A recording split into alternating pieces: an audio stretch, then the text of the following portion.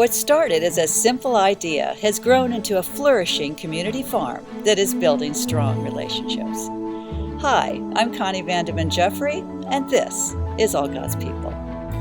You would never know it from the street, but between the Templeton Hills Church and School, a little farm sits on what used to be a soccer field. In 2019, church members wanted a place people could gather, a community center or maybe a garden, they thought. Matt Geese, the part-time groundskeeper for the school and church, suggested why not build a farm.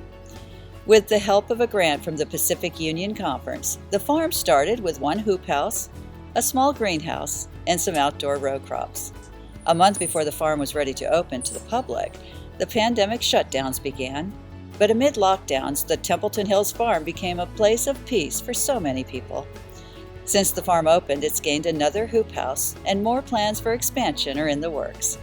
Several news outlets have covered this story, and on April 18, the farm will celebrate its one-year anniversary. Templeton Hills Community Farm is a place to gather, learn, nourish the land, and be nourished by its bounty. Many thanks to Pastor Zach Page, Matt Geese, and the Templeton Hills Church for this wonderful community outreach. Links to the story are in our bulletin. There's nothing like a great spelling bee. An Orangevale SDA school in Northern California held a socially distanced one recently. Each classroom held its own preliminary contest, and one winner from each grade participated in the final event.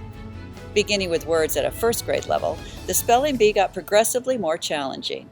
It took 19 rounds to declare a winner. Sixth grader Leanne Wagner won by correctly spelling yeoman.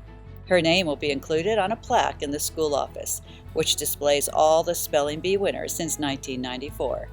Way to go, Leanne and Orangevale School. Churches are not exempt from cybercrime, which globally is expected to cost $11.4 million every minute in 2021. Is your church safe from cybercrime? Safety Sabbath is an opportunity for Seventh-day Adventist churches to focus on safety issues and create a safer environment for their congregations. Each year, Adventist Risk Management provides churches with resources to help them focus on a specific area of safety. This year, the focus is on helping churches protect against cybercrime, avoiding liabilities from streaming services online, and adapting child protection policies to an online environment. Safety Sabbath is March 27. You can participate in Safety Sabbath whether you're meeting in person or virtually. Register to learn more. The links to the resources are in our bulletin.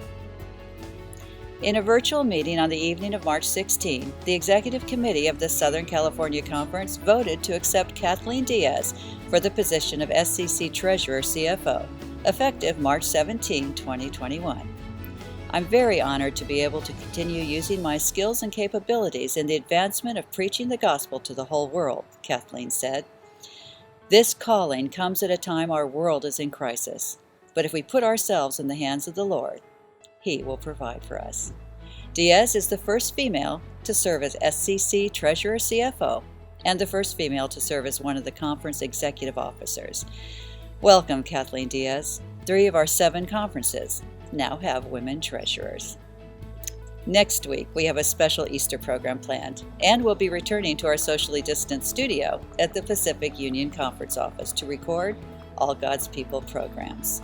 It's been a challenge and an adventure and an honor to bring you stories from around our union this past year, from my home or backyard, and even a couple from our studio. I personally have experienced God's leading in meaningful, memorable ways this year, and I've prayed the prayer of Isaiah. Oh Lord, be gracious to us. We wait for you.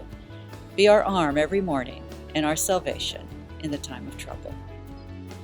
Now, as we're starting to exit the pandemic after so many setbacks and losses, I think we're beginning to understand the faith that kept the New Testament church alive during their times of difficulty and challenge.